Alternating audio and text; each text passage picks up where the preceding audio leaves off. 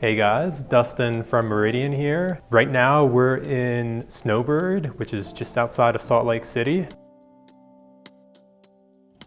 I'm here for a week doing photo and video content. We're doing video testimonials that are going to be standalone testimonials, but they're also going to be included in a highlight video. And I just wanted to kind of explain how we set this up and give you some tips that you can hopefully apply to your own video productions.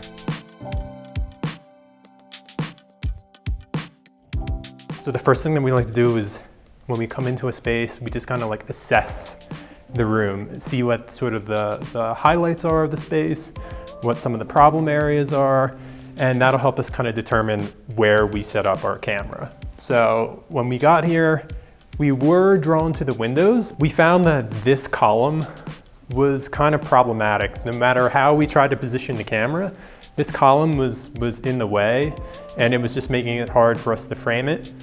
And the windows, while they look nice, it's beautiful here. There's snow on the mountains. Windows can be problematic because you're dealing with exposure changes throughout the day.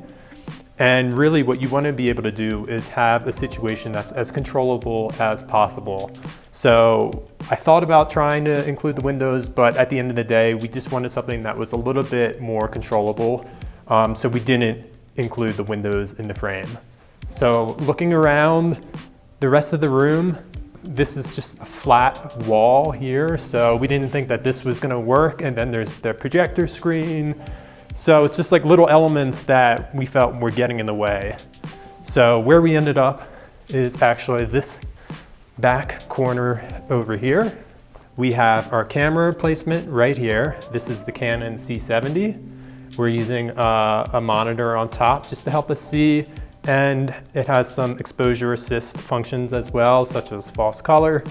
We like to use that just to make sure that we're getting the right exposure values on our subject's face. You'll see that the overhead lights are on right now. These have to go. So the first thing we do once we get the lights on, we're gonna cut the overhead lights. Getting your white balance to look right and for your skin tones to look right is really, really important. So absolutely turn your overhead lights off.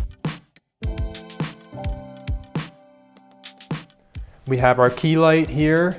This is the Godox VL150. And we have a softbox attached to it.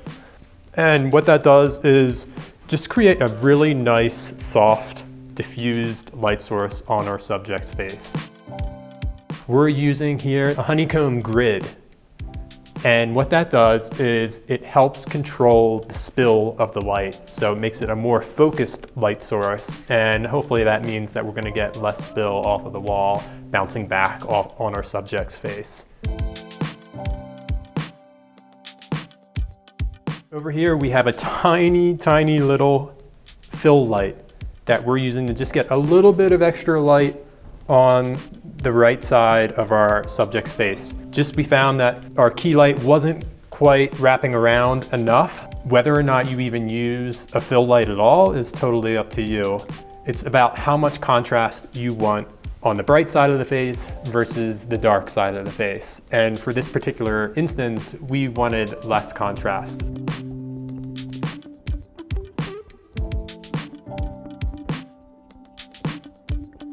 We have the plant here in the background just to add a little bit of interest. I mean, unfortunately, we're in a conference space where there isn't a lot of interesting items on the wall or interesting props that we have at our disposal. You can never go wrong with plants though. Plants will always make your image look a little bit more vibrant, a little bit more lively. So we made sure to have the plant in the corner here.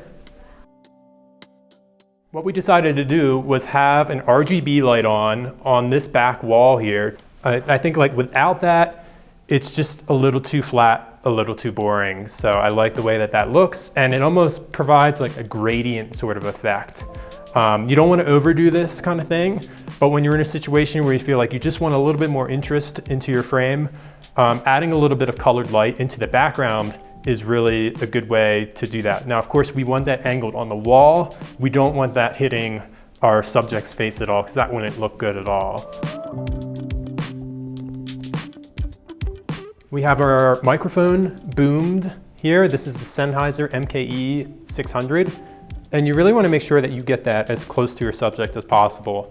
The microphone being close to your subject basically means that there's going to be less noise in your audio when you go to play it back. So make sure you get your microphone close to your subject, just outside of the frame.